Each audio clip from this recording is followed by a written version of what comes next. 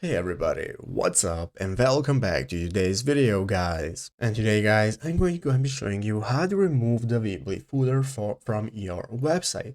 This is a very simple thing to do, so make sure to watch this quick and easy video till the very end and follow my steps correctly so you can make sure this works the same for you and you can do this yourself. But yeah guys, let's get straight into it. So first things first, you want to go ahead and open up the official Weebly website right here, weebly.com if you've not already. And after opening it up, you'll be greeted by this main page right here, where you can get started registering for an account in the upper right corner if you do not already have one. And if you have one, you can just go ahead and log in. And after logging in successfully, you'll be greeted by this home page of your website where we can get started. Now we can get started with managing our footer. So what we're looking for is right here, the left side screen, where you can find all the sections you can access, such as overview, website items, and so on. You want to open up website, it's going to go ahead and open on this new drop down menu with multiple options, and one of them is going to be called edit site. So you want to click edit site.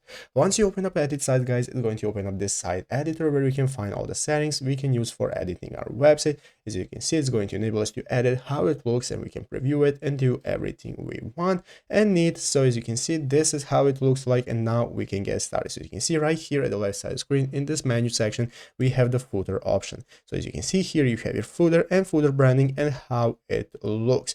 Basically, you can customize it guys, and if you want to remove it, you can just remove all the settings from here so that it doesn't lead to anything and it doesn't show up in your footer section. So remove all the social media, remove the logo, navigation, everything, just turn everything off, so it's going to go and be removed from your footer, and your footer is no longer going to appear in your website. Once you're satisfied, just go ahead and click publish and add it to your website and publish it. So it's easy as that. So I hope this video was helpful. If it was, make sure to leave a like, subscribe to the channel. So you guys, thanks for watching. Take care and bye.